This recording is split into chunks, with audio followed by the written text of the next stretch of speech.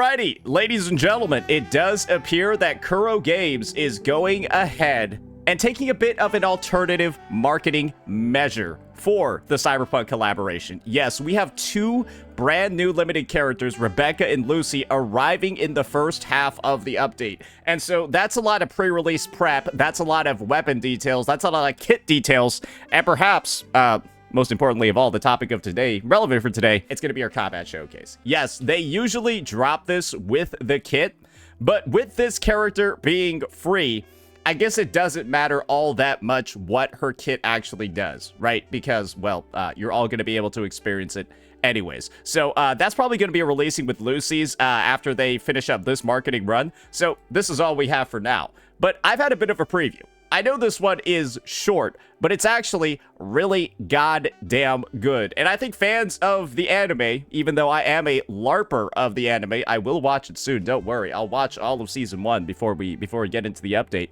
Yeah, I think there's a lot of good stuff in here. So without further ado, you can see that this trailer is already getting pretty popular. And of course, you've even got the official Cyberpunk Edge Runners Twitter showing some love as well. So without further ado, let's go ahead. Let's get right on into this one. All right. Hey, wait, hold up real fast. Yeah, you know what? I think I know why Kuro Games, like, changed their logo now. You know how they used to have, like, the goofy little Kurobot showing up on the side and all of that? The goofy little Kurobot? Yeah, I think they wanted to look, like, professional. And this logo change occurred right before the CD Projekt Red, right before, the collaboration. CD Projekt Red has a bird. This bird looks like majestic, right? This bird looks like a little bit majestic. The Kurobot looks a little goofy. So I think they didn't want to, like, you know, make the two logos together look like too comical, right? Or like unserious. Because CD Projekt Red, right, they kind of make like serious games, you know what I mean? Hey, I'm just saying the timing of this logo change is a little specific, right? A little suspicious. Huh, we only had it's only been one version since it got changed, and now we have the collab? I know I'm right. Stop. Yeah, hey, if you doubt my explanation, give me a reason for how it could be wrong. Okay. All right, so first things first. This is straight up in the middle of Night City.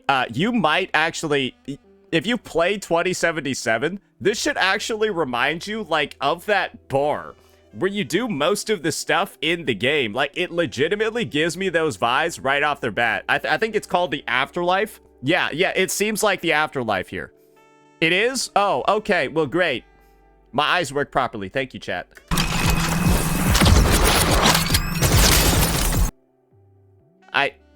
Just so you all know, shooting also occurs pretty frequently in the Afterlife, so this is actually lore accurate. So let me just focus on this real fast. So there's a lot of people, right, that seem to have been upset at me, called me like a LARPer, said that like I was obviously like retarded and shit because I said this character kind of doesn't seem like a good person.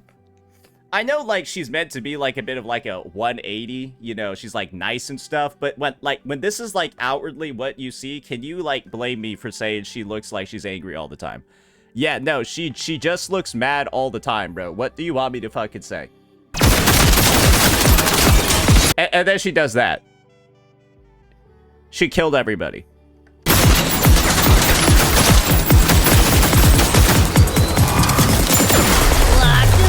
And definitely giving me like those John Wick sort of vibes in here. It's like Lene and John Wick combined together. Yeah, no, that's 100%. That's 100% it.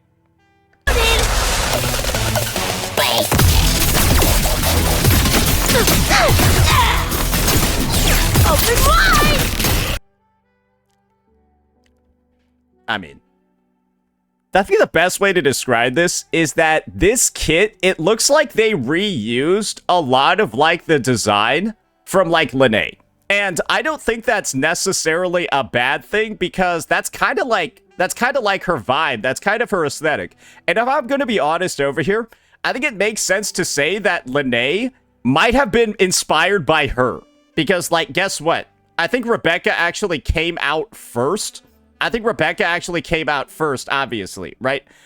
So to me, this is like the collab character coming in, doing exactly what they do in their original source material. And just because it happens to look like something we already have in the game, I think that's more so a fault on Lene rather than the collab unit, I think. I think this is better than them doing some weird ass shit that doesn't relate to the character just to make it different from what's already in game. I think that would be a way worse thing for them to do. So, a lot of similarities, but I'm cool with it. Open wide! Okay, is there a reason why this shit is running at like 12 frames for me? Where the fuck was I? Dude, my shit is like laggy right now. All right, we're back, ladies and gentlemen. Sorry, had some minor technical issues, but I think we're good to go. So, yeah, we were going ahead, we were taking a look at that kit, seeing some of the similarities between her and Lene, but I think it's perfect still. Open wide! One thing I will say about, like, her animations, her actual attack moves and all of that stuff, is that her attacks, oddly enough, they don't seem like they have, like, that much impact. And the way that I say it is like this. She's using, like, this shotgun and stuff like that, but it actually does remind me.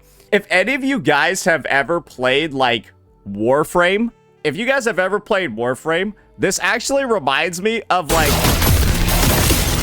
of somebody using the Redeemer. That's, like, the one, like, shotgun that they have in the game that, like, kind of, like, combos together into other shotgun moves where you, like, twirl and shoot. Open wide! And then you, like, twirl and shoot, and you, like, move and shoot like that. Where it's, like, you shoot, then you, like, sidestep, and then you shoot, you sidestep, and, like, stuff like that. So, to me, yeah, I don't really know. It doesn't really look like it's doing that much damage. Get fucked! Which makes sense because she's a sub DPS, right? Black and spin!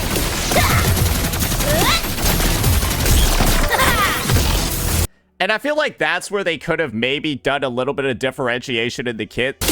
Had her have a different role than Lene. Because to me, she kind of made more sense as the DPS. Does that opinion make sense to you guys?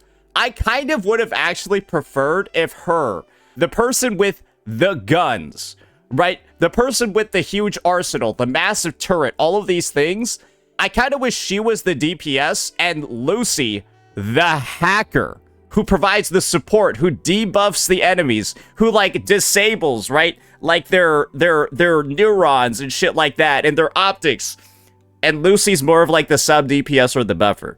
But I think with the fact that Lucy's, like, the protagonist, really the deuteragonist, right? Two protagonists of Edgerunners, they kind of had to make the protagonist the DPS, but, like, hey, Arrow Rover's a support, Spectre Rover's a support, right? So maybe they could have done, like, a bit more of an accurate thing with Lucy, because I don't think she uses the mono wires that much, right? Is Lucy really, like, does she really like using the mono wires that much compared to, like, everything else in her arsenal? Huh?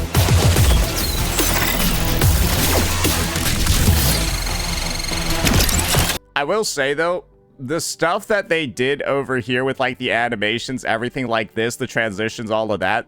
Oh, and even, like, the animations in game, bro. What the fuck is even going on over here? Great job. Huh? Like, Jesus Christ. It's only 1 minute and 22 seconds long, but it feels like it actually low-key has, like, more stuff than some of the other showcases that we've had. Because I think this is what they're doing instead of the tacit mark, right? They got to get it. Yeah, they're doing this instead of the tacit mark reveal. All right. What? Okay, never mind. Never mind. She has a tacit mark too. What the fuck is this thing?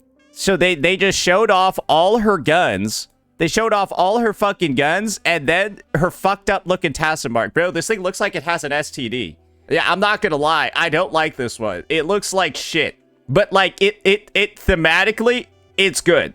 It fits her character, but damn, this looks like shit. You know what I mean? So it's like, I like it, but I also don't. Like, it looks gross.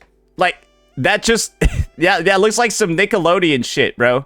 Like, Nickelodeon and then, like, used bubblegum that you just spat on it. Then again, yeah, that is basically your character. Come on! Eat less! Loser! Die, die, die! Say your goodbye! Her VA does a really good job. Yeah, no, her VA, wait, let me play that. Like, let's just read the captions real fast. Come on, eat lead, loser. Ah ha ha ha ha ha ha. Die, die, die. And then followed by say your goodbyes. Dude, what the fuck? This has to be the most aggressive voice line in the game. Wait, I gotta hear the whole thing. She actually says a lot here. Come on! Eat less! Loser! Die, die, die! Say your goodbye! Yeah, I'm gonna be honest, bro. Dude, that might be the most impressive voice acting experience we've seen in a game before, bro. Nah, she popped off. She popped the fuck off, bro. Jeez. I think this is the part that I can appreciate the most. We all know when it comes to voice acting jobs done, gacha games have been a bit of a mixed bag. Some of them take really good VAs and make them like sound like shit. Let's be real here. Genshin is not doing Lucy's VA a favor with Columbina. Genshin isn't doing Zach Aguilar, David's VA a favor with whatever they're doing with Traveler. They didn't do Morteffi's VA a favor with what they did with Varka. Fry! Right? They didn't make that dude look good. I don't know what it is with like the difference in the voice direction and stuff between like Hoyoverse gacha games, like just listen to ZZZ's voice acting for example, and like anime adaptations, but like, bro, this sounds like an anime, right? This sounds like voice lines from an anime.